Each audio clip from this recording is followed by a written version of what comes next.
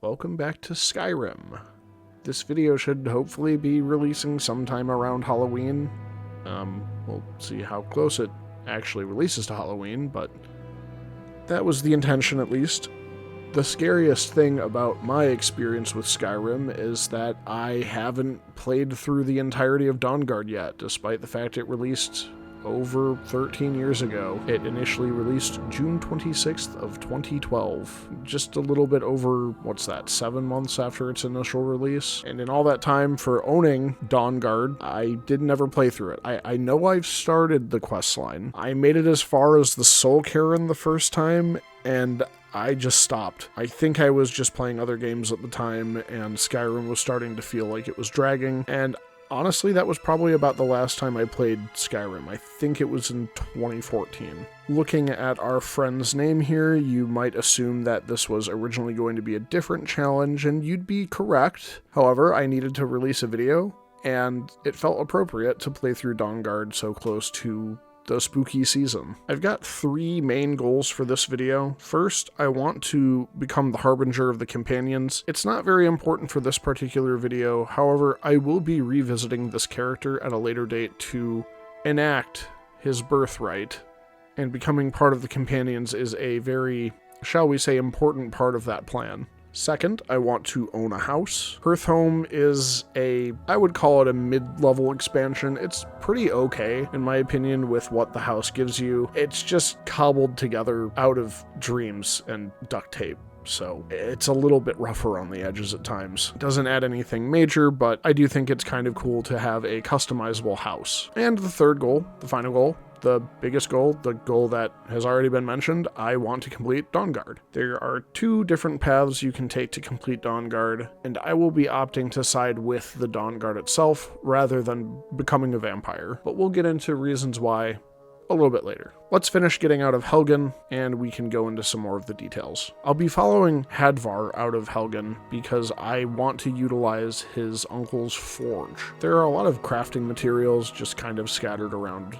the Riverwood smithy. I'm mainly concerned with the iron ingots and a few pieces of leather that you can get from the hides there.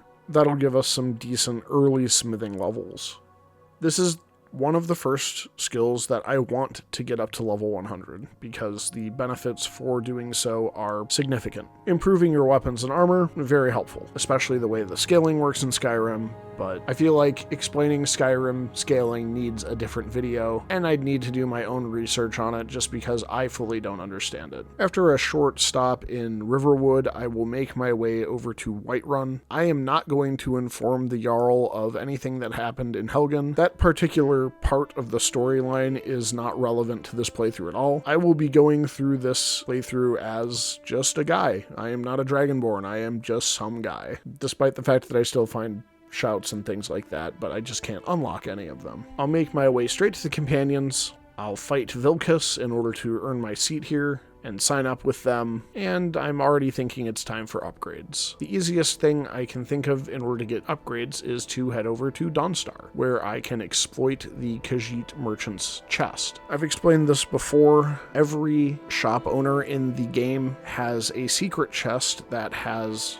their wares that are not visible normally. Usually they're just kind of clipped into the ground or behind a wall or something like that. It happens that the chest for the Khajiit caravan's inventory is sort of lodged inside of a rock near one of the mines in Dawnstar, and you can easily access it just by clicking in the right spot by that rock. This can give you a lot of enchanted items early on to help you level enchanting, which this will be a second skill that I want to get up to level 100, because having 2 enchantments on one item is extremely powerful, but it can also give you very good starting funds with all of the miscellaneous things that you can find in the chest. That and selling repeat magic effect items can be extremely lucrative. I'll use most of the funds that I make here to level up my smithing skill. I'll continue leveling up my smithing until I can make orcish equipment. My character here is going to be using heavy armor and 2-handed weapons, specifically a 2-handed axe. I could use other 2-handed weapons for leveling the 2-handed skill, since that's the way it works in Skyrim, but I'm going to be locking myself specifically for the axe, not necessarily for this particular leg of the journey, but for the Dark sequel. But with enough time spent here looting the chest over and over and over, getting funds, leveling up blacksmithing, I think it's time to return to Whiterun before too much time passes, and continue on with the Companions line. Now, I'm not going to go too far into depth on this quest line. It is very bare bones. By the time I finished this quest line, I had completed 6 quests for the Companions. 6. That means I did 5 quests for the Companions, where the people in the guild were able to get to know me, and then I did 1 more capstone quest where everyone decided, oh yeah, this guy should be our new leader. I don't like that. In a way, it's a lot better than having to slog through like 30 quests in Morrowind to become the Grandmaster of the Fighters Guild, but it just seems way too easy. Some highlights through this are getting to fight werewolf hunters, because, surprise, the Companions, at least the members of the inner circle of the Companions, are all werewolves. Wow, very spooky. Appropriate for October. See, look, even though we're skipping the vampires later in the playthrough, we still have werewolves here. I guess Edwin is Team Jacob after all. Sometime in the middle of completing all these quests for the Companions as well, I was invited by the Jarl of Falkreath to do services for him and become a Thane. And when becoming a Thane for the Jarl of Falkreath, I am able to purchase land. So I do his job, I buy the land, and that's pretty much my second goal complete. Now, I will be upgrading this house as I can over time. I don't want to spend too much focus on it because this is something that you're kind of meant to work on in the background. So it's a pretty long process and it's not very interesting. So just know that I'm building a house in the background. Next highlight is that the werewolf hunters that we've been killing decide to get revenge. They kill one of us, so we get more revenge. And then they raid our hall, kill our leader, and then they take our stuff. Specifically, they take the fragments of an axe called Wuthrod. Yorland, who is the smith at the Skyforge, can reforge the axe for you. We need to take it straight to Ysgramor's tomb, though, and the axe acts as a key to open up the tomb. Ysgramor and Wuthrod are related. Ysgramor was the original founder of the Companions, and Wuthrod was his axe. His axe was very good at one thing, and that was killing elves. Why are we doing all this? Well, before Kodlak passed, his request was that he spend his afterlife in Sovngarde. Long story short is he's going to the wrong afterlife, and we can kill part of his spirit in order to make him go to the right one. But when that's done, you're the leader of the Companions. Because he's like, oh, you should lead the Companions now. I don't know, it just feels cheap. I barely met these people and I barely did quests for them, and the story just advanced very fast. That's a pretty big complaint I have about most of Skyrim's quest lines. But let's get into one that I haven't done all the way through yet. Enter Dawnguard. Now, I really only wanted to just start this questline initially because I wanted the crossbow, and I remember you have to start Dawnguard in order to get the crossbow. When I made my way into the canyon that Fort Dawnguard is in, everyone was attacking me, and I couldn't figure out why, until I realized I had a price on my head. So I reloaded the save and fixed it, and then I could join with no issue. On the path up to the fort itself, I talked to Duroc while he was doing some target practice, where he gave me a crossbow of my own, and Isrin very quickly accepts me as a new member of the Dawnguard.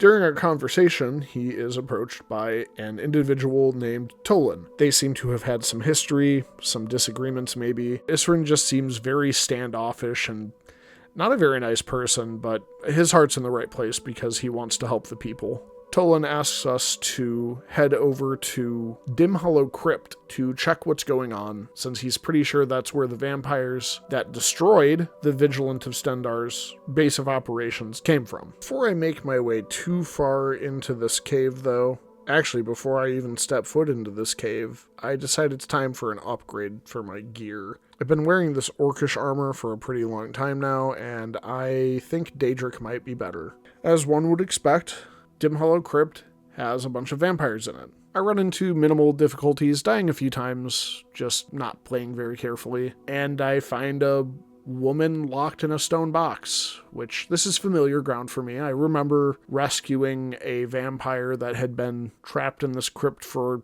an indeterminate amount of time. After finding Serana, she wants to go home because she has no idea how long she's been locked inside of this crypt. So we can go ahead and take her to Castle Volkir. While at Castle Volkir, the castle's master, Harkon, will offer you one of two rewards for rescuing his daughter. A, becoming a Volkir vampire, which is a very ancient bloodline of the vampires, much more closely related to Molag Bal, or B, safe passage out of his castle, and the promise to never return. As I'm already a werewolf and a member of the Dawnguard, I refuse Harkon's gift and leave, but not before taking as many ingredients as I can. Human flesh is hard to find, after all. Upon returning to Fort Dawnguard, Isran wants you to find two of his associates that he has had some falling outs with. Gunmar is a Nord that is very good at training animals, and Isran wants to utilize his ability to train trolls especially, since trolls are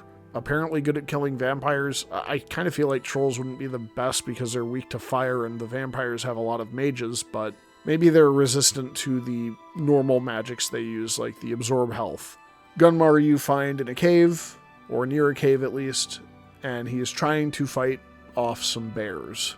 The second NPC that Isran wants you to find is Serene Gerard. She is wandering around near some dwarven installments by a river and has misplaced a Dwemer Giro. You can help her find the Dwemer Giro and she'll help you immediately, or you can just say, hey, this is way too important, and as long as your speech is high enough, she'll just head over to the fort. But with these two NPCs collected, we can move on. These two NPCs also offer you some Radiant quests. The ones that Gunmar offers aren't very interesting. I did one or two of them. You just go to a location, kill a vampire, and then leave. It's not that exciting, but the ones that Serene offers are pretty cool because they give you the ability to make a better crossbow. Actually, a total of 3 better crossbows, but I only got the first crossbow upgrade. And some elemental bolts, which are pretty cool.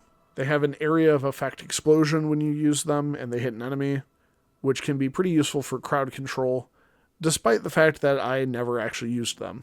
When we return to Isran, Serana will have also come to Fort Dawnguard looking for some help. She has an Elder Scroll and she thinks that whatever's on it might be her dad's plan. So we need to find someone that can read an Elder Scroll. Those being the Moth Priests. Moth Priests don't really spend a lot of time in Skyrim. Their orders are mostly located in Cyrodiil, but there's been some rumors that a Moth Priest has been seen in Skyrim, and they're going somewhere. So we have to ask around. Turns out the Moth Priest was seen near Dragon's Bridge, which is an Imperial town in the Reach, and he's been kidnapped by vampires. So we need to set him free. At this point, I'm also noticing that I'm starting to take a lot of damage from spells. I don't do anything about it yet, but I start to sort of take note on it and make some plans. The best thing I can do is, since I'm a Nord, I have 50% frost resistance. I just kind of hope they throw frost spells at me, even though most of them throw shock spells at me. But once these vampires are dead, we can collect the Moth Priest monk and head back to Fort Dawnguard to get the Elder Scroll read. There are some revelations that the monk gives us when reading the Elder Scroll provided, and we need to make our way to Castle Volkir in order to retrieve where we suspect another Elder Scroll may be located. It turns out Serana's mother was very interested in a place between places called the Soul Cairn. Sort of explains a game mechanic, that being soul trapping. The souls that are trapped aren't trapped in a limbo, this Soul Cairn. Serana's mother left behind enough research that we find out that we can actually travel into the Soul Cairn ourselves. And if she figured out how to do it, that probably means she's still in there herself. I'm pretty sure I remember this is where I stopped playing before just because the area was so big, the Soul Cairn itself, and I just didn't really want to deal with trudging through all of it and finding all the secrets. There's a lot of little rooms and cubbies with stuff hidden inside, and I could never figure out how to open them. But I just didn't worry about it this time because I'm just trying to get through this content. There's a few keepers that we can smash, and doing so lowers the barrier into Serena's mother's research lab, and we can talk to her about the Elder Scroll. But doing so earns the attention of one of the denizens of this Soul Cairn, a dragon. It's the first and only dragon I hope that I have to fight in this playthrough, and I play it safe. I have 2 followers right now that can't die, 2 essential followers, so I am just going to take my time and shoot crossbow bolts at this dragon until it stops moving. And that's exactly what I do. It takes me quite a long time to get it done, but I was in absolutely zero danger the entire time, which is important, because I didn't really want to find a better way to do this. Once the dragon is dead, we can get the Elder Scroll from Serana's mother, and when we leave, the dragon actually comes and talks to us, because he's been trapped here for thousands of years by his reckoning, and he has never met one that could best him in combat. So he addresses us as an equal, assumes we're the Dragonborn without us ever saying anything, and teaches us how to summon him. However, I don't have dragon souls to unlock these shouts, so he'll never get summoned. Sorry, bud. Anyway, it's back out of the Soul Cairn, and we have to find the next Elder Scroll, which is the one that you would normally find in the base game. The one that can help you defeat Alduin. A lot of people probably just had this sitting around in their inventory if they do Dawnguard after they finish the main storyline, which is pretty convenient for them. I did not have that luxury. I had to go find Septimus Sigmus's outpost, north of Winterhold. It's always in the same spot, so it's not like it's a big deal, but it is quite a trek out there. Septimus gives you the map marker to head over to Ulftund, but you can access Blackreach through a number of different locations. I was lucky that one of the Dwemer schematics I found for Soreen happened to have an entrance to Blackreach in it. So I backtracked my way to the elevator to go straight down to the end of that area, and there was the receptacle to head to Blackreach. Very useful. Blackreach itself didn't pose very much of a threat. There was a giant that I saw when I first came in. I decided to test my power, and I happened to be doing a lot better than I thought I was.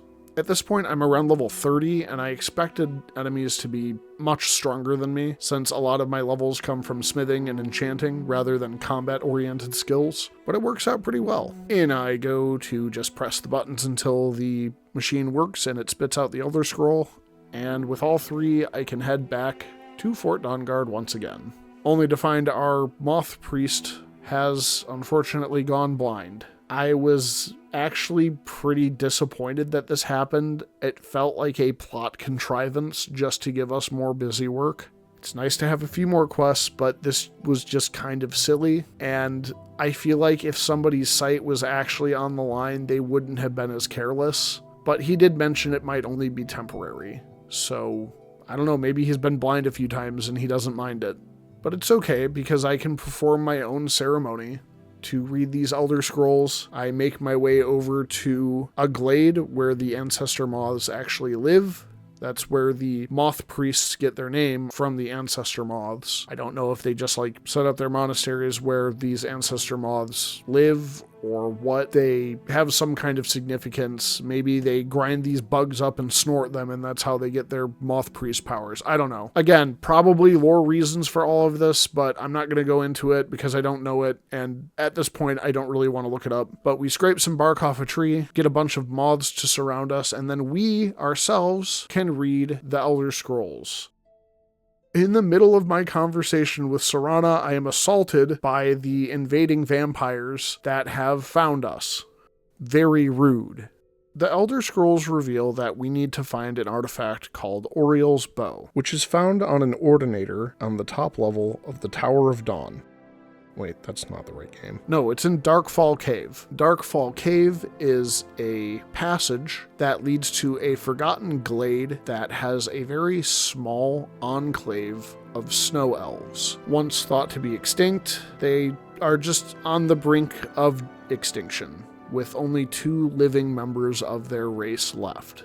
We converse with Knight Paladin Gelibor, who is more than willing to give us Oriel's Bow if we are able to defeat his brother, Virthur. According to Gelibor, Virthur encountered some of the, what he calls the betrayed, which are the Falmer. It makes sense that he would call them the betrayed because the Dwemer betrayed the Snow Elves by offering them safe harbor in the Dwarven cities, but then betrayed them by twisting them into the Falmer we know today. That is a little piece of lore I do know. There's a lot more to it, but that's the gist. Anyway, Gelibor thinks that the betrayed have done something to change his brother and wishes him defeated. The only way to get to the chapel safely, where his brother lies hiding, is to do a little rite of initiation for the Snow Elves. While there are no Snow Elves living to protect these other way shrines, like he is, the spirits of the deceased Snow Elves still man their stations, and we're able to make our way through the glade with only a couple of accidents. Tons of Falmer in this area as well, which makes sense. These aren't actual Snow Elves, but the betrayed, as Gelibor refers to them. And eventually I can make my way through to the chapel, where there's a bunch of frozen enemies, and I actually thought visually this temple was super cool. I went the wrong way first, completely by accident. I thought it made sense to use the ewer to unlock the doors, and it led me into a little bit of a treasure chamber with a frost giant guarding it. I had never even seen a frost giant in this game before. I thought the only frost giants in this game were Karstag from Blood Moon in Morrowind, because Karstag was meant to be a frost giant, if I remember correctly, but I guess there's just more frost giants, and that's sort of neat. Maybe there's more hidden, because this was sort of hidden. I don't know. Maybe I'll find out another time. But eventually we do confront Virthur. He tries to send a bunch of summons to do his dirty work, and by summon I mean he unfreezes his frozen pals to try to get us gone. But that doesn't work, because his frozen pals sort of just fall over in 1 or 2 hits, which is good for me. After all of Virthur's minions are disposed of, he will finish collapsing the roof of the chapel, and we have a little fight on the roof. Well, what's left of it at least. His weak little elf body, not able to withstand the bite of my axe, but Gelibor is happy with the death of his brother and learning that his brother was actually turned into a vampire by one of their own. And he was happy about this because that means the betrayed maybe aren't as bad as he thinks. Might have to come back and pay Gelibor a visit later, but for now, we can head back to Isran and tell him that everything is pretty much ready to go. We can assault Volkir Castle. I make a lot of preparations here. I finally make it up to level 100 smithing and level 100 enchanting, so that I can put double enchantments on my items that I improve to be as good as they can be. I want to make sure I have as many resistances as possible. Over the playthrough, shock has been giving me the most difficulty because the spells travel fast and they just hit very hard. I don't really use magicka all that much. I keep my healing spells on my favorites bar, but I don't really use any magic other than that. And with these newfound buffs, it's very difficult for magic to slow me down.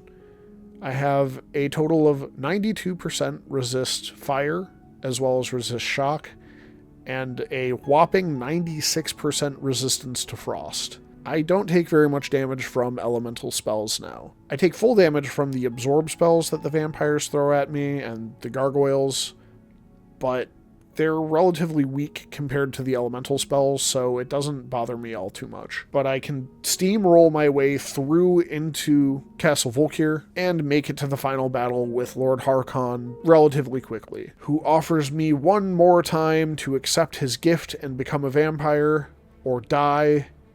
I choose to die, which I don't die. Spoiler alert. I'll let this battle play out, because I haven't really gone blow by blow on a battle yet. It seems like this boss has some damage gates. You hit him down to a certain amount of health, and then he will teleport above the blood font in the room and start to regenerate health. And he also summons some minions to back him up, while he regenerates health behind a shield. I didn't know this at first, but Serana calls out and says, "Use Auriel's bow!" And that made perfect sense, and I don't know why I didn't consider it at first. to try to shoot the barrier with the bow. It works. Surprise. The explosion from the bow hitting the shield ceases his regen and does a little bit of damage. He has really high health regen, so that's one of the reasons his health bar just keeps going up and up and up.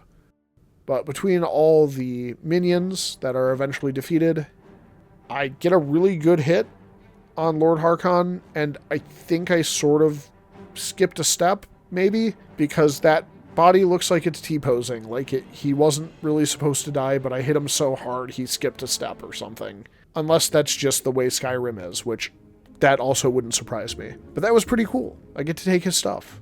And I thought the fight was pretty well put together. I do like the idea of having to switch weapons while you're fighting, especially using an artifact specifically designed to kill those that are afraid of the light. But with Harkon's defeat, that's pretty much the end of this. That is the first time that I have completed the Dawnguard DLC in its entirety, and I have to say it was pretty cool. I liked the amount of content that was given. I thought the story was a bit goofy at a couple points, but I think it was still pretty solid overall, and I'd give it a solid 7 out of 10. I would play this again, because the rewards are worth it. There's a lot of really cool gear that you can get here. Oriel's bow, I just give it to Serana because I'm never going to use it. I like the crossbow more. But if I was a dedicated stealth archer, I think the option of Oriel's bow is fantastic. But that is the end of this leg of Edwin Elf Hunter's journey.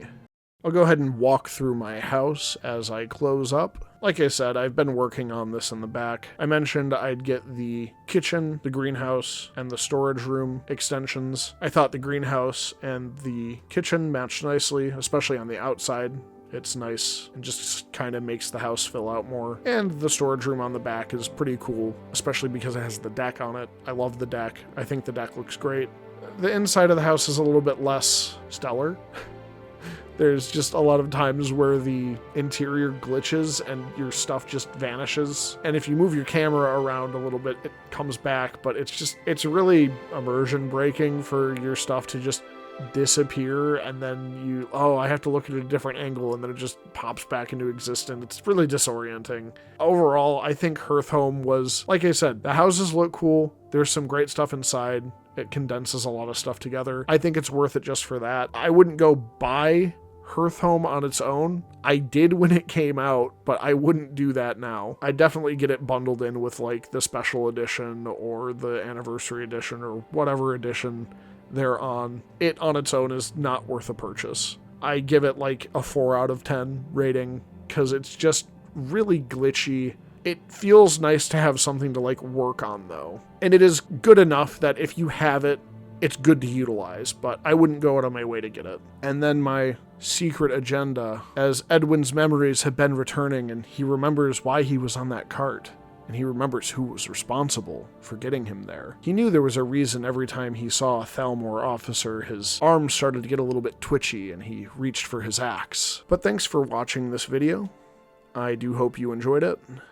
I appreciate you taking some time out of your day to watch the videos that I put out, because they're silly little video game challenges that make me happy, and I'm hoping that it makes you happy too. I did try a little bit of a different approach on today's video. I sort of have a running storyline that's going to bridge over 2 separate videos for this, so I hope that translates okay. That I haven't really tried to do a continuation of one of my characters in Morrowind or in Skyrim yet. I hope looking forward to Edwin's next adventure as much as I am, and I'll see you in the next video. Goodbye.